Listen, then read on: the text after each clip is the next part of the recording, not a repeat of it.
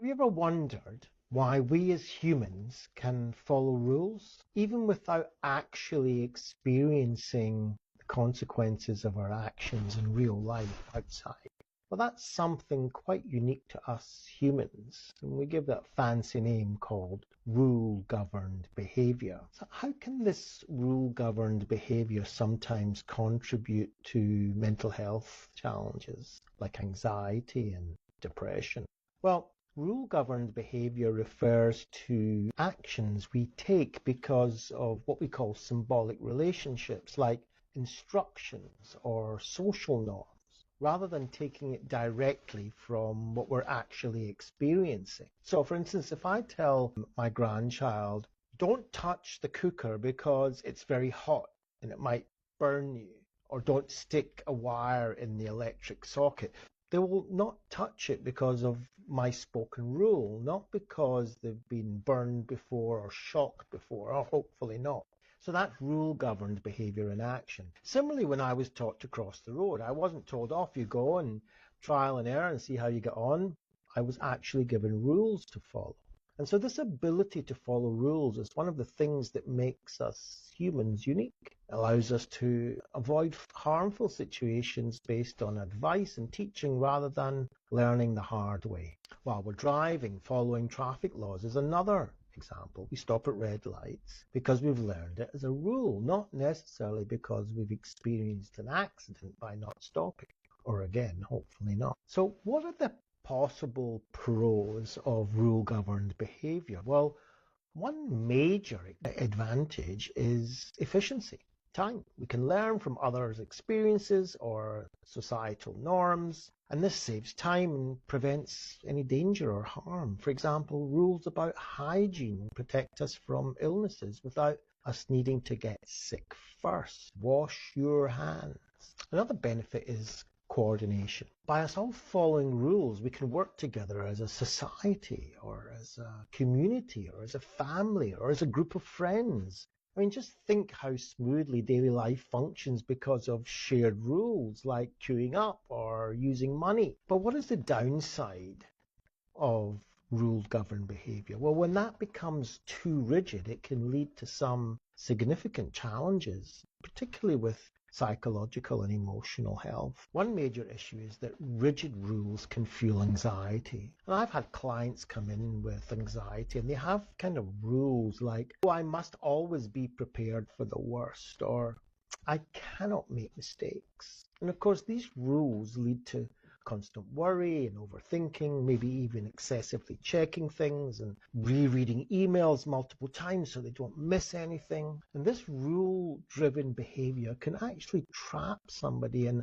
a cycle of this perfectionism and fear. Even if nothing is going wrong, they're still anxious because of their internal rules telling them, I cannot relax.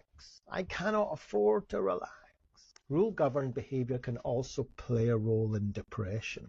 I've had clients with depression that have rules like, I must succeed in everything I do, or I'm worthless if I fail.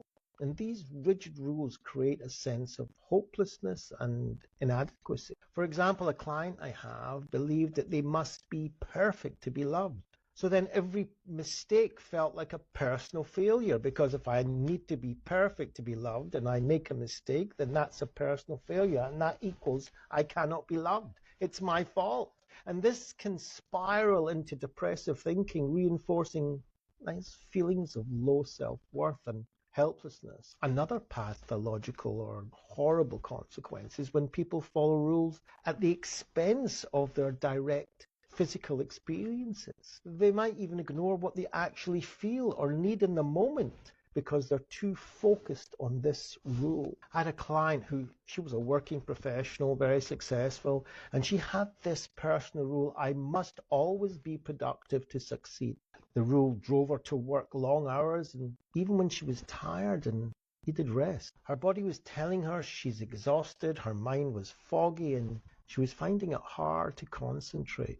And these are our physical, direct experiences. Her body was signaling to her that it needs rest. But she chose to ignore these signals because she had this rigid rule: I must be productive, overriding her awareness of how she really felt. In addition, she was also declining invitations to socialize or relax with friends because, according to her rule, resting or taking time for herself meant she's not being productive. And not being productive equals I'm failing. So this kind of rule-governed behavior disconnected her from her present moment needs and her emotions. And by focusing so rigidly on the rule, she wasn't noticing that her body and mind were crying out for a break. So what happened? Well, over time, she became chronically fatigued. She started experiencing burnout, and her psychological, and even her physiological health started to decline. She felt more and more isolated and unfulfilled. And because of her rigid adherence to this rule, it prevented her from listening to what she really needed in the moment: rest, connection with others, and balance. Now, her rule, I must always be productive to succeed, wasn't inherently bad. In fact, it helped her achieve her success in the past to bring her where she is at the moment.